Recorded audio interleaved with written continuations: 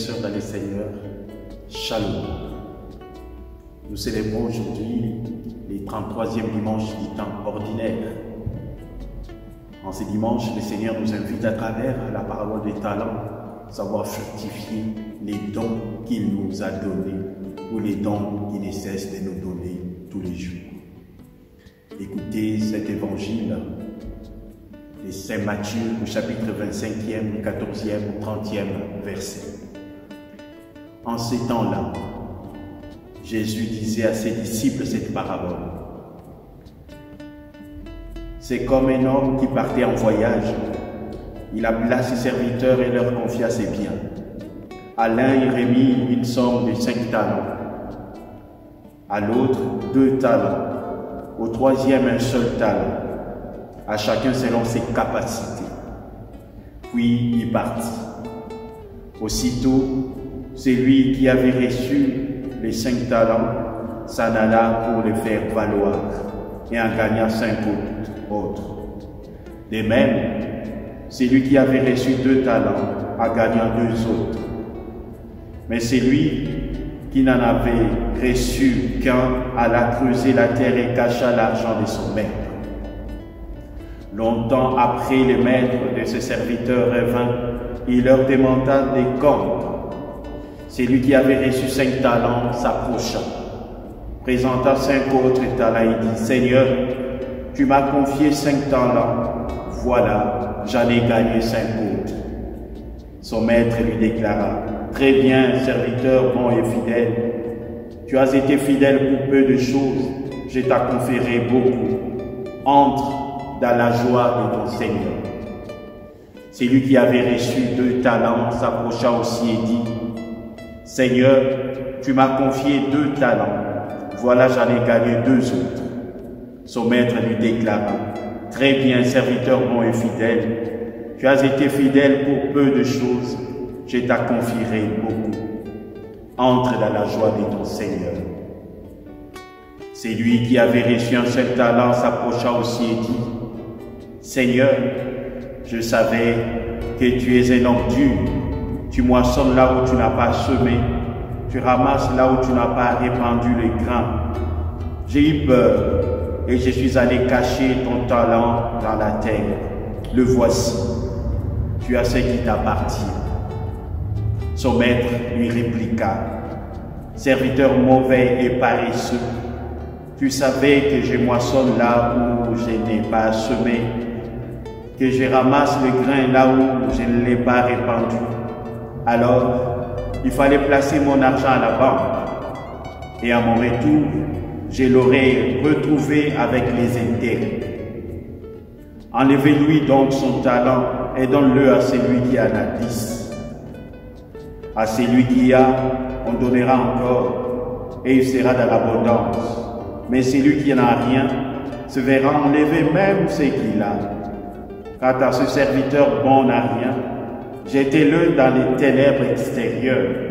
Là, il y aura de pleurs et des grincements des dents. Frères et sœurs dans le Seigneur, vous savez, on peut dire les talents, il y en a toujours à fructifier ou à enfouir. À chacun peut-être sa méthode. Mais depuis plusieurs dimanches, les lectures d'évangile de Matthieu nous relatent les jugements derniers ou la fin des temps. Aujourd'hui encore, dans cet évangile que nous venons de lire, nous sommes à la fin de l'évangile de Saint Matthieu, dans le chapitre 25e, juste avant les récits de la Passion. Ces passages, frères et sœurs, ne concernent pas tellement la fin du monde, mais plutôt les jugements personnels de chaque homme après sa mort. C'est-à-dire Jésus prend l'exemple d'un homme riche qui part en voyage et confie ses biens à 3 de ses serviteurs. Lui confie de l'argent afin qu'il les fasse fructifier. Il leur donne une mission, fructifier son argent. Et dans cette parabole, il est important aussi de souligner une chose. Ce n'est pas d'abord la quantité des talents que les serviteurs ont reçus, ni les résultats qu'ils ont produits qui importent. Ce qui importe, pour les maîtres d'ailleurs, ils jugent, lui, c'est que les 2 premiers ont accompli, pas la quantité, mais ils ont accompli leur mission, ce qu'il fallait faire, c'est-à-dire fructifier son bien. Tandis que les derniers, c'est-à-dire les 3e, a simplement enterré, je dis bien, enterré l'argent et n'en a rien fait. Jésus ne nous a pas donné nos talents, nos qualités pour que nous les cachions, mais plutôt pour que nous puissions les fructifier, pour que nous les développions pour son service et aussi pour les services de nos frères et sœurs, c'est-à-dire de notre prochain qui est loin, mais qui est aussi juste à mes côtés. Mais nous pouvons aussi parfois avoir une mauvaise conseillère, c'est-à-dire la peur. La peur, oui, c'est une mauvaise conseillère. On voit avec les derniers serviteurs. Mais vous savez, dans la vie de tous les jours, parfois, il nous arrive d'être parfois désolés, démunis ou déçus devant des personnes au talent enfoui. Des gens alentour, comme des enfants qui n'arrivent pas à décoller, des proches, des amis, des collègues, qui ont tout pour réussir, sans jamais y parvenir. Nous en connaissons peut-être un bon paquet. Oui, parfois ils sont terrassés par la peur, parce qu'ils ont peur de risquer. Oui, j'ai peur, comme a dit le 3e serviteur. J'ai eu peur et je suis allé enfouir ton talent dans la terre. Le voici. Tel est l'aveu de celui qui a pris ce qu'on lui a donné et n'en a rien fait. Frères et sœurs, puis-je faire mienne aussi la prière de Saint François? Seigneur, fais de moi un instrument de ta paix. Là où il y a la peur, que je mette la confiance. Que je puisse aider mes frères à sortir de la peur pour qu'ils puissent avoir confiance en nous. Là où il y a des doutes, que je mette la foi. Ainsi de suite, nous pouvons poursuivre cette belle prière de Saint François.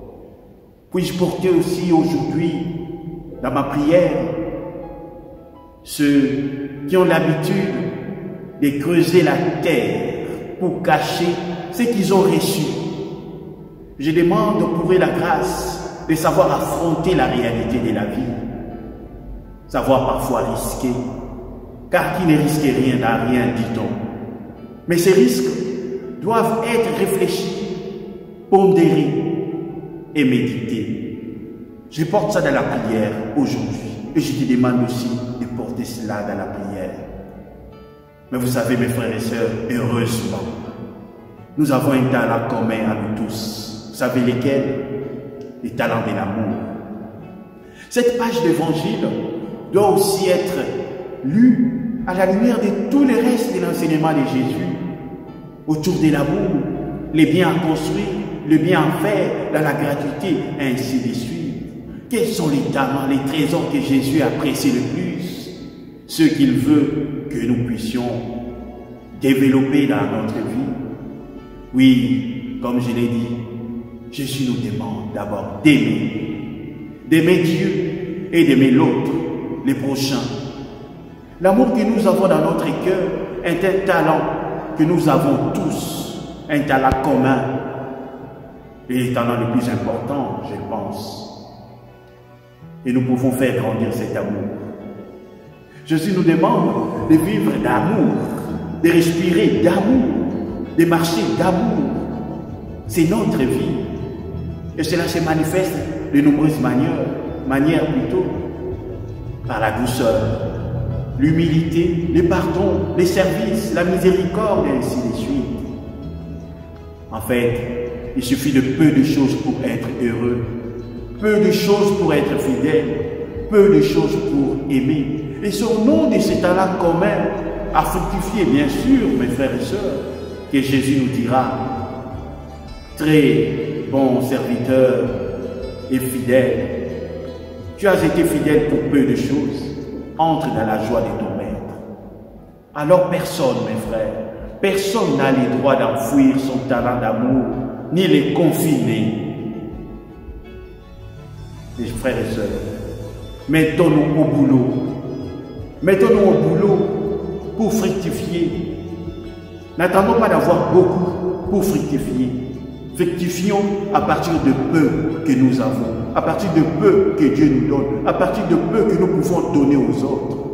C'est alors, demain ou après-demain, nous serons aussi fructifiés des grands biens. Que le Seigneur lui-même nous bénisse, que le Seigneur lui-même nous vienne en aide. Alors, mon frère, ma soeur, tous ensemble, mettons-nous au boulot pour fructifier ce que nous avons à nous. Que le Seigneur nous bénisse tous. Amen. Et bon dimanche à vous tous.